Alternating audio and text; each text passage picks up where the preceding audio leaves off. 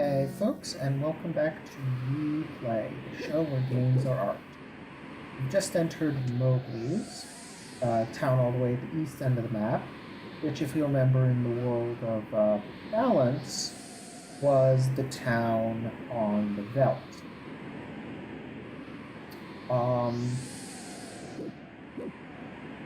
So, clearly this place has seen better days, but it's the first of the game's bizarrely large supply of free inns, so yay for that, I guess. The most important thing, of course, here is, as we saw from that kid running out and those dogs, there are survivors here. Only one free inn, I'm afraid. If I could just remember where the survivors actually are. Is this them? This is probably them. I remember they're underground. Okay, yeah, this is definitely them. Gee, we're in the earth. Who might we find here?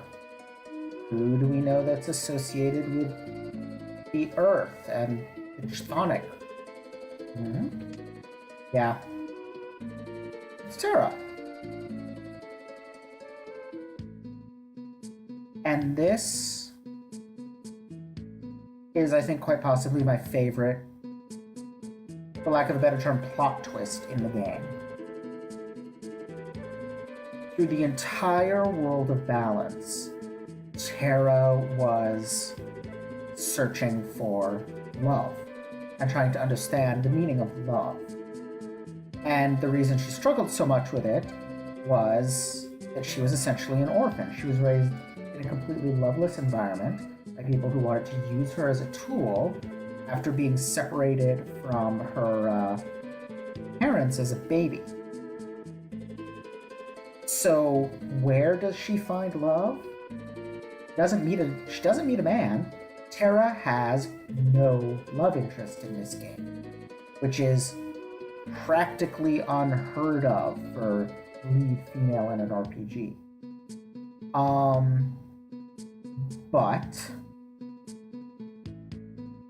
it's because this entire cave is her quote-unquote love interest. This is her new family. This is the form of love she finds. She adopts. She becomes a parent. And that's incredible. Like, the fact that she's done this, and also what they do with her here. Now, this thing right here, where she's unable to fight, that's a little bit less impressive in isolation. Because what that is a thing, it's the reason that magical girls are girls as opposed to women. There's a thing that happens in not all but many magical girl series, and I think given her, spinning around and transforming, glowing, huge amounts of magic, part outside source of powers, etc. Terra is basically a magical girl. I think we've argued that before. What we have here is this relatively common thing where being a magical girl is all well and good when you're a girl, but growing up means accepting social norms and doing the quote-unquote normal thing of becoming, of settling down and having a family and becoming a wife and mother and so on and so forth. To an extent, we see it with Sailor Moon, though Princess Serenity or Queen Serenity in the future is pretty badass, nonetheless. But with a number of magical girl series, you do see this happening. And you see it with, the younger heroic characters in Western stuff, too. This thing of, adventures are for kids and men, grown women don't do that. But at the same time, Terra is clearly torn by this. And the arrival of Humbaba, or Humbaba in the more accurate translations, but this is the one dearer to my heart, kind of changes things. Eventually. First, though, get a battle sequence of Terra versus Humbaba. And, we haven't gotten to be Terra in a while, so I happen to know Bio, if I remember correctly, is pretty effective on him. I actually managed to get it off before I morphed. No damage. Alright, let's try something else. Yeah, I'm pretty much just toying with things. The truth is, this is an unwinnable battle, because Terra meant it when she said that she couldn't fight anymore. She is literally no longer capable of doing magic. I don't know how they made it work, game mechanically, but as far as I know, there is no way to hurt Humbaba in this fight. I don't know if that's something they did to Terra's stats or something they did to his, but whichever. You have to lose. And like I said, that's part of this pattern. But as we'll see later in the game, they play with it a little. At this stage, though, it's true, now that Terra has quote-unquote grown up and become a mom, she's not allowed to be a fighter anymore, by kind of the narrative. But yeah, with Runic, you saw he was mostly doing spells. With Runic, he's, between Runic and Suplex, he's pretty toast.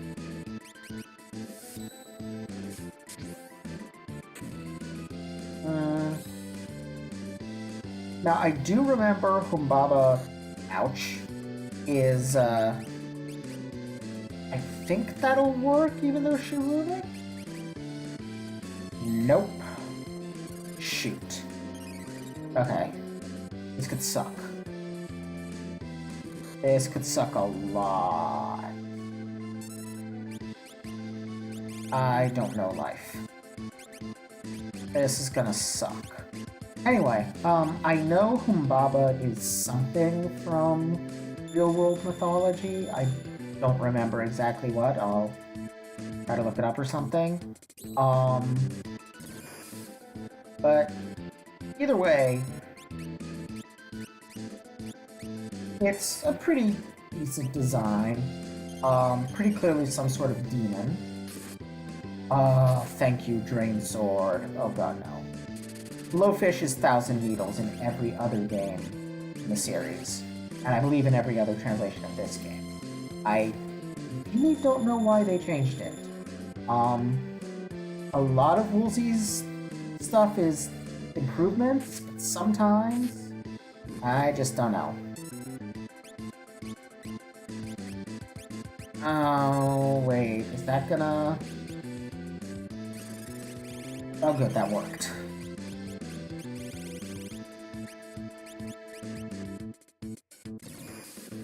Yeah, just, the ability to cast Cure Spells is, at this point, I think, more useful.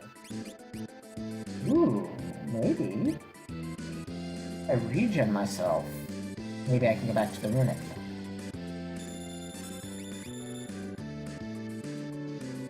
Oh my god, stop killing me.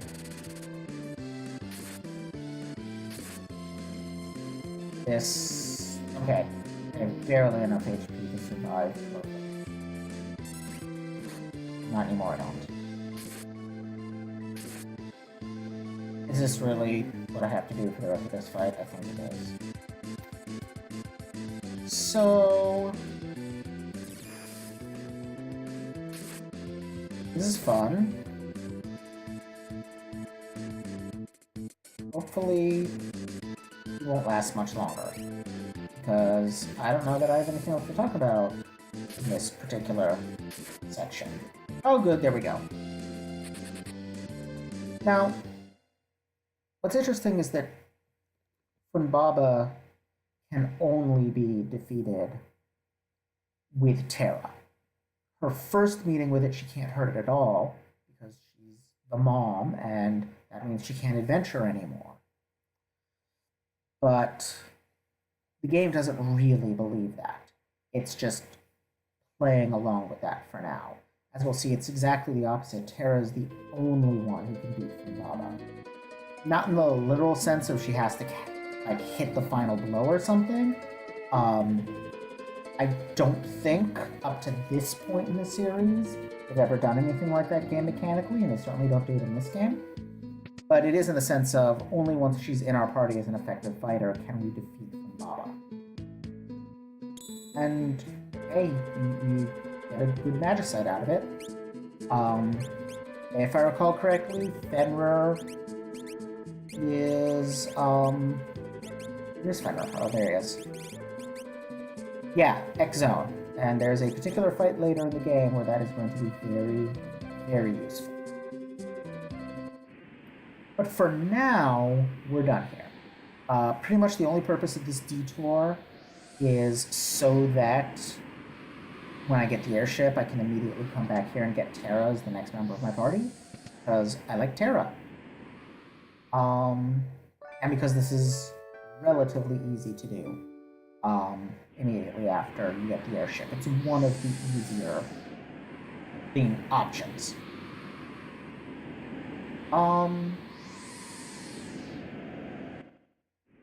Yeah.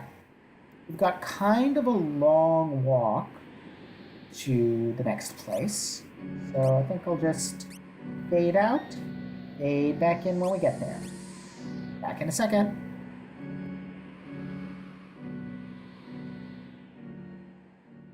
Hey all. This is approximately the halfway point to Figaro, which is my next destination. I am at the town of Nicaea, which, if you actually look at the map, what you realize is that the twisty bit of land that connects Nicaea to Moblis in the World of Ruin is the Serpent Trench from the World of Balance. It's been literally inverted. The underwater passage is now land. All the land that had been around Moblis has detached and gone elsewhere and is therefore ocean. It's a cute little thing. Anyway, this is one of the best sources of equipment for this stage in the game. I'm still going to stick with the Drainer Atma weapon combo though, because that saved my butt against Funbaba.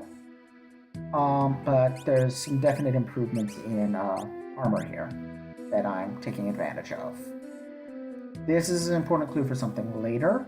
The wacky hijinks nightmare finally saying goodbye to his dead family sequence for Cian. It's one of the more bizarre sequences in the game because all the things I just said are accurate descriptors of the same dungeon. And the most important thing,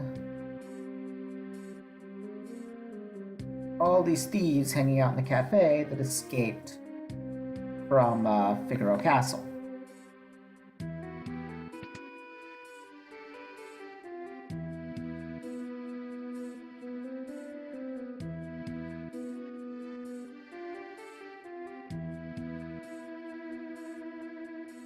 Now he says sandworms, but I think he's referring to the tentacles we'll be seeing later. But if you don't see where they connect, it's pretty easy to mistake tentacles for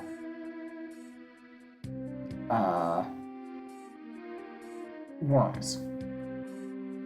And that's actually a cute little touch that she thinks Garrod is handsome, because that's the same waitress that was hitting on Cian when we were here in the World of Balance at the end of Sabin's journey.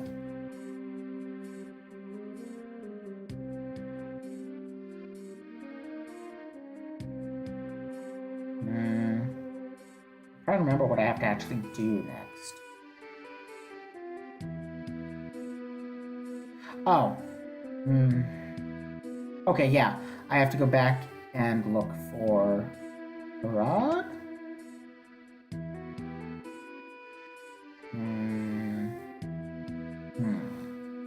Oh, up. I think I see him.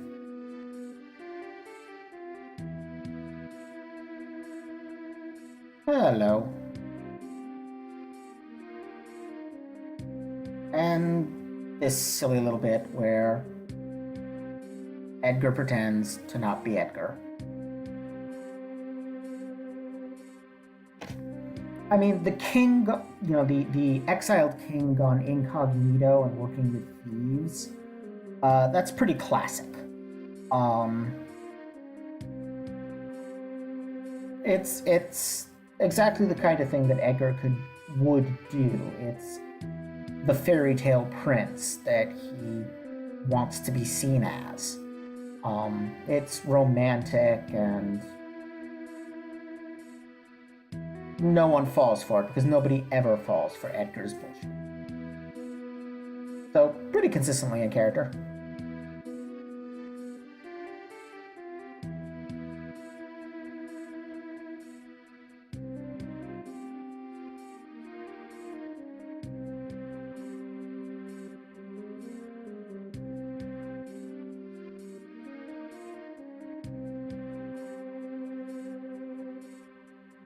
Yay, time for the ship animation again.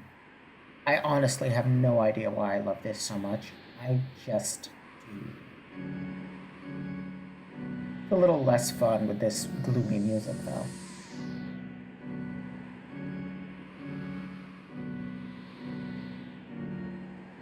But yes, from Nicaea, go to South Figaro.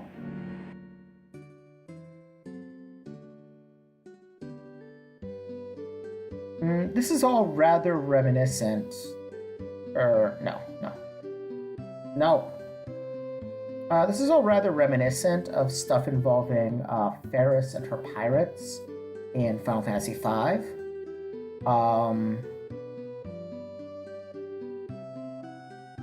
The band of cutthroats with the secretly royal leader. Although in FF5, Ferris doesn't know that she's royal. Unzipped is such a good word for this. And one of the things we're seeing here is the wide variety in how towns have been impacted. Like, Figaro Castle is gone. Apparently. That's what people are telling us. Mobley's gone. South Figaro seems barely affected. After all the times we've been here and how wildly different it's been every time, it's not changed much this time. And that's actually really effective. I have no idea who he's referring to.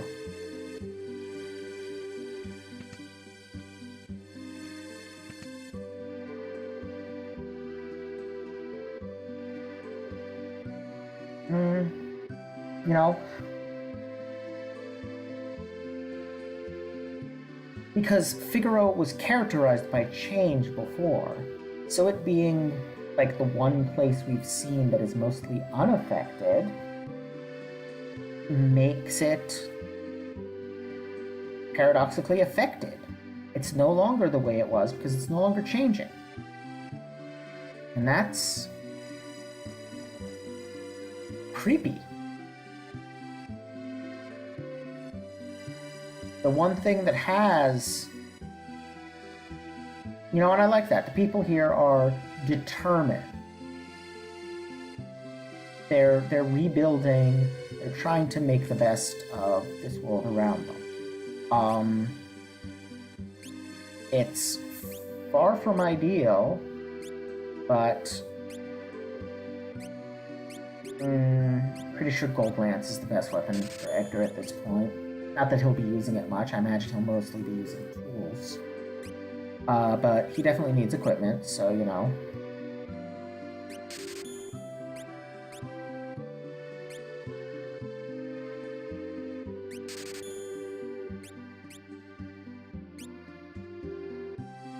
Yeah. Yeah.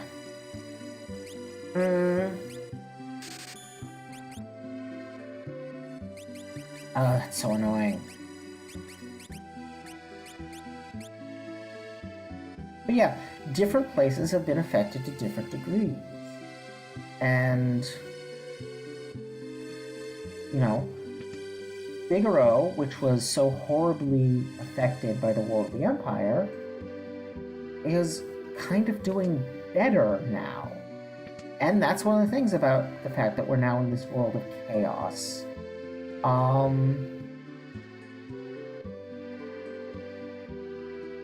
That for some people it's better. Not for most people. Most people, this is, you know, a horrible world of death. But for a handful of people, like the people of Figaro, this is, I hesitate to say an improvement, because, you know, there's clearly been a breakdown of law and order. This is another hint about something I can do later. Yeah, there's clearly been a breakdown of, you know, order. There's thieves, but they're getting by, which is honest, and they're not occupied by the Empire anymore.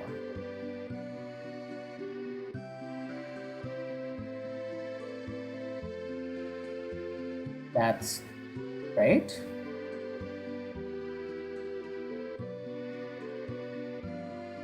I'm pretty sure he was trying to convince that girl to repopulate the Earth with him.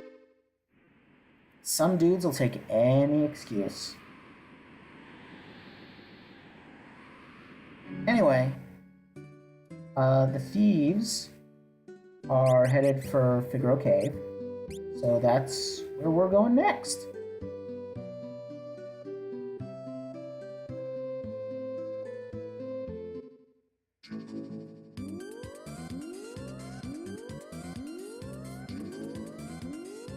Ooh, incredibly long little ride. That was very necessary. It actually was. I'm really sick of getting into overworld map random encounters at this point.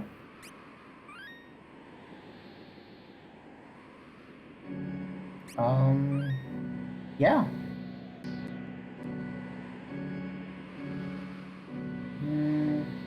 I think let's just head in. Now,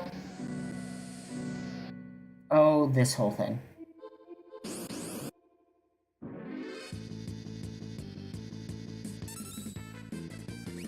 So, one thing I wanted to mention, way back when Siegfried first showed up, or Siegfried, on the Phantom Train, and, this is a ghost, isn't it? Or undead of some sort. Way back when, I mentioned that Siegfried was part of this abandoned side quest that was going to eventually culminate in Gogo. And pretty much the only parts survived were Gogo themselves, and an encounter with Siegfried. Well, that's not entirely true. This sequence is actually a modified relic of that as well. This is the real Siegfried. But the fact that it's the real Siegfried is a clue that someone else has been replaced by Gogo, specifically Edgar. My understanding is either that Garad was going to turn out to be Gogo or not Edgar. Wow, the Drainer is really bad here. Or that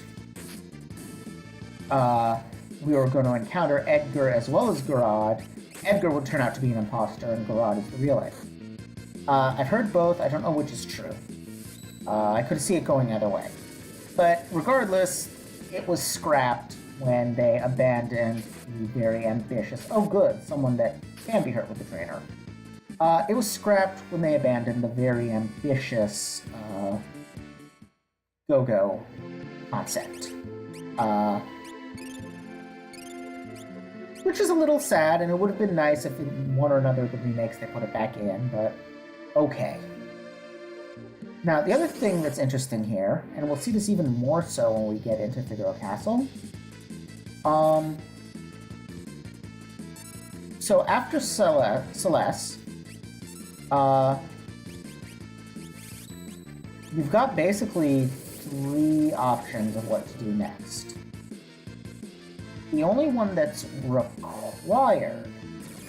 No, there's Sabin and Terra, but then the only one that's required to advance in the game is this one with Edgar.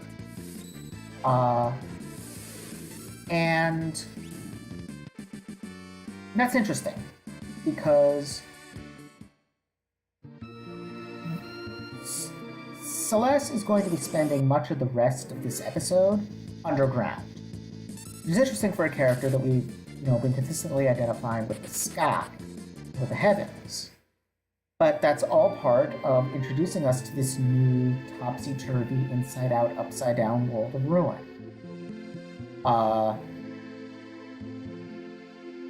Celes has to go underground in order to emerge again.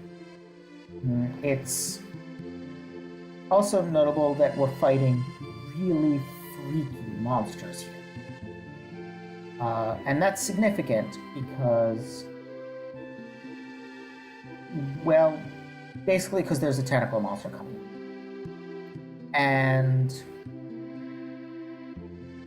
tentacle monsters, octopi, eldritch things from beyond, these are characteristic of hauntological horror. Now, this comes from a division that Chinel Miebel wrote about, and his basic concept here is that horror can be divided into 2 types, the hauntological and the weird.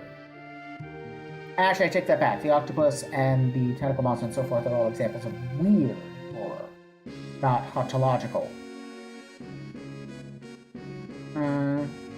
And the essence of weird horror is that something from outside has broken in. Something from the great unknown outside ourselves. We have encountered it and are frightened by it. It's the fear of the unknown, the fear of change, the fear of being invaded, corrupted, made other than we are.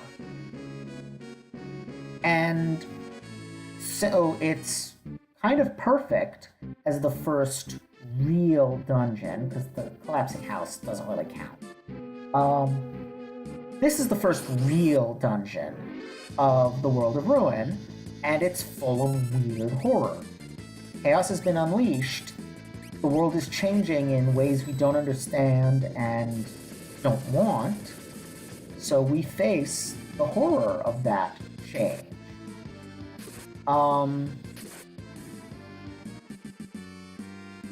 And we go to a place that was once safe, Figaro Castle. That was once the safest place there was. It was the center. It was, Edgar's home. But now, it's been invaded.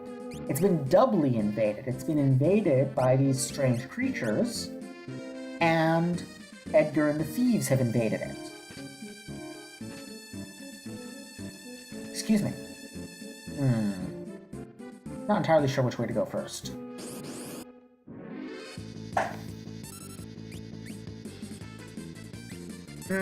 It's also perhaps interesting to note that these kinds of weird creatures have kind of been staples of the caves in this game. This game seems to want to associate the weird and the chthonic. Like, the place to go if you want to find the weird is underground. For example, the Esper world is accessed through a cave. But there's a limit to that. That cave got ripped out and thrown into the sky shortly before the World of Ruin was created, or the Floating Island. There's plenty of weird up there. I think it's more a matter that the game is throwing the weird at us right now because we're at the beginning of the World of Ruin, and it's throwing the weird at us because... I'm sorry, it's throwing the weird at us because we're at the beginning of the World of Ruin, and it's throwing caves at us because Celeste going underground is backwards for her character.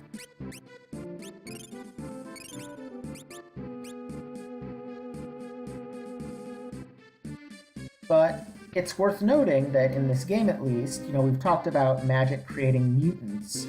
Mutants are, mutants created by an outside force, like magic, radiation, etc., are basically weird. Now, it's worth noting that, I say Abel divided in the hauntological and the weird, but it would be more accurate to say that he defined a spectrum.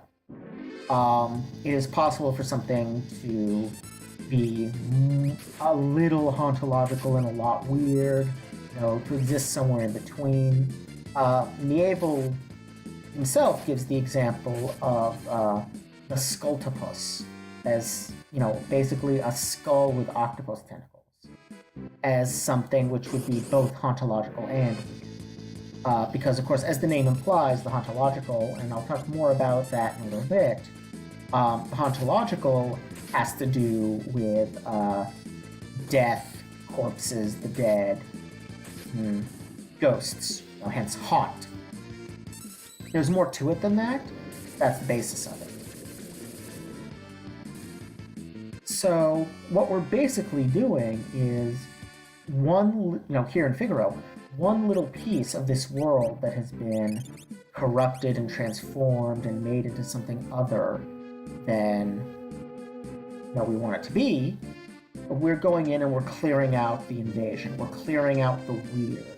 We're creating a little patch of normal. And that's interesting because it's the exact opposite of what we were trying to do in the World of Balance. In the World of Balance, we were trying to overthrow the established power. We were rebels. We were trying to make things less normal, more weird. But things have gone too far in that direction now. Things have gotten too weird, too chaotic. People are suffering and dying. We've overthrown, or more accurately, Kefka has overthrown the established order. Now we need to make a space in which to create something new.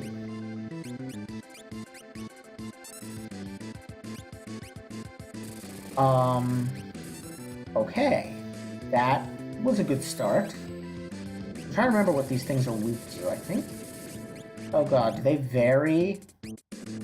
But yeah, giant writhing mass of tentacles is pretty much the epitome of weird. Good on you, Celeste. And it's a good thing Terra is not here, because the tentacle monster is the natural predator of the matter world. No, I'm kidding. But it's interesting that this is essentially a bigger, more serious version of Ultros. Kinda comes out of nowhere. Okay, they are all weak to ice. Kinda comes out of nowhere. Tentacles. Pretty much a boss for the sake of a boss. No real story purpose. But where Ultros was kind of, a lighter version of Kefka, this is a lighter version of Kefka as he is now. And it's not even really lighter. In a sense it is, I suppose. Because, Ultros was a lighter version of the Kefka who was kind of a comedic villain, but kind of building up to be something more. Whereas Ultros was straightforwardly a comedic villain. Now, Kefka has set himself up to be a god. He is this outside force that can destroy everything without warning. He's very much, between that and the grotesquerie and him being a clown, he's he's kind of got a bit of the weird going. Although it's complicated by the fact that, like, ancient forgotten statues of gods partake of both the hauntological and the weird. But regardless, Kefka has definitely put himself fairly firmly on the side of the weird, so here we get something that's completely weird. You know, it's the eldritch abomination to his evil but humanoid god.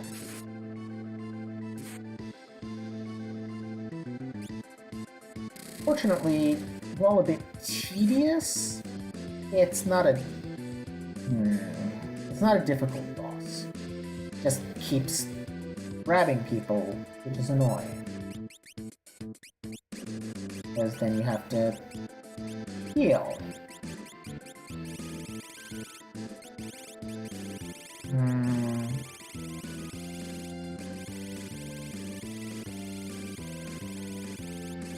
Don't seem to have what I'm... Yeah, this is the best bet.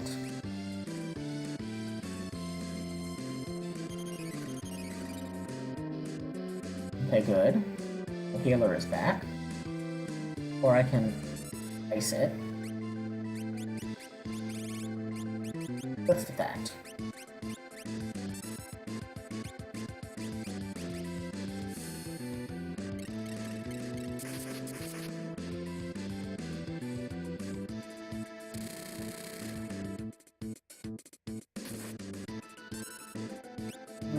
I should probably heal him.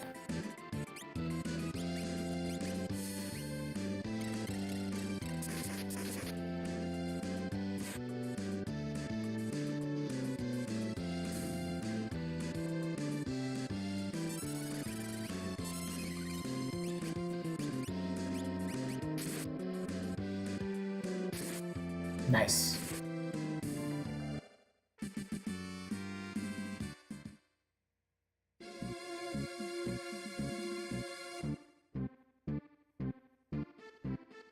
And with this, we've actually succeeded. We've created a space that is essentially safe. You know, it's still subject to Light of Judgment, but on the other hand, it can hide underground if need be. You know, we've cleared out the monsters. The people will be coming back. We'll be able to use it to dig between Figaro and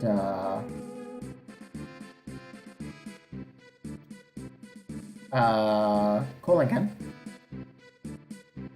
It's basically done. And that means that we now have something very important in this new world. We have a base of operations.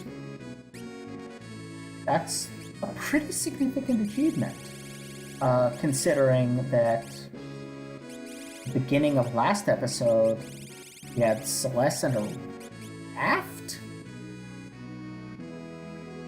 Now we have... No, not even. Beginning of last episode, it was just Celeste and Sid on an island. Now, you know, we've got 3 people and a base of operations.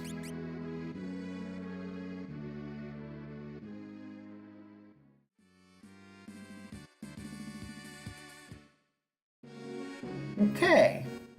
We've made it back to the guy who runs the thing. And we're in the desert of Figaro again. And can freely go about the castle.